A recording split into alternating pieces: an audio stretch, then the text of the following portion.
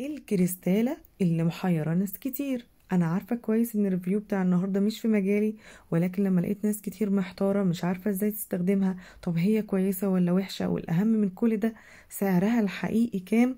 فقلت ما ينفعش، لازم اعمل الفيديو وافيدكم بالمعلومات اللي عندي عشان محدش يضحك عليكم، وخصوصا بسعرها.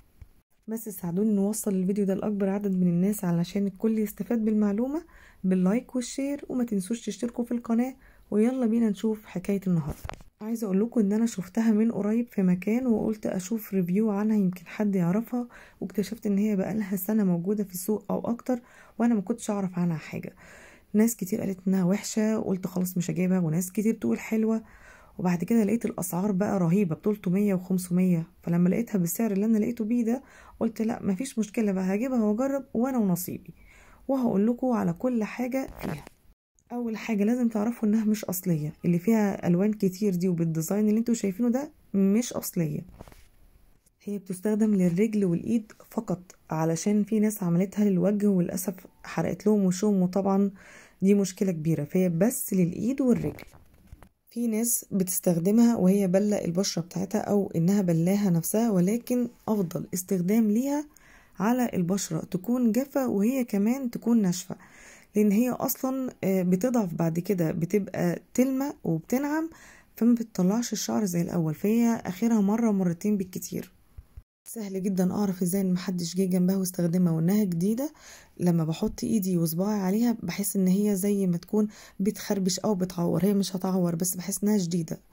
بس مش همشي عليها ايدي بالشكل ده، لا انا بس احط بس صباعي. انا دلوقتي بمشي ايدي عليها لان هي بقت تلمة خالص، وما بقتش ايه يعني شديده زي الاول، ما بقتش تستخدم، يعني هي مره مرتين بالكتير. هي حلوة جدا انها بتعمل صنفرة للبشرة وبتبيض البشرة. يعني لو ما نفعتش خلاص وبقت تلمة، بقدر ان انا استخدمها في السكراب والصنفرة. بستخدمها بالاتجاه ده بالمنظر ده او المعاكس، وبالطريقة اللي انتوا شايفينها دي. طب هي بتعمل حرقان، هي زيها زي اي حاجة بنستخدمها، ولكن كل ما هنعمل بالراحة كل ما بيكونش فيه حرقان كتير ولا يكون فيه احمرار. خصوصا الاستخدام اول مرة وهي حامية لازم اكون واحدة واحدة وبعمل بالراحة.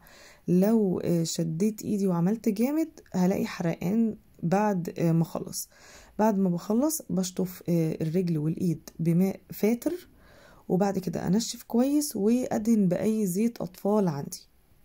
حاولت ادور اشوف لو في واحدة اصلية بحيث تقعد معايا فترة سنة او اكتر، ففي شركة اسمها فوكس، ولقيت عندها كذا اصدار، يعني لكل حاجة اصدار معين، يعني واحدة للرجل وواحدة للايد وهكذا، ولكن انا ما جربتهاش وخايفة بصراحة اجربها. لو حد جرب الشركة دي وتعامل معاها يا ريت يقول لي ايه الاخبار، كويسة ولا لا. بالنسبة اللي بتاعتي انا جبتها بكام، كان عليها عرض من 35 جنيه ل 15 جنيه. والله زي ما بقولكوا كده، جايباها ب15 جنيه وبس كده. بتمنى اكون قدرت افيدكم في الفيديو ده، والسلام عليكم ورحمة الله وبركاته.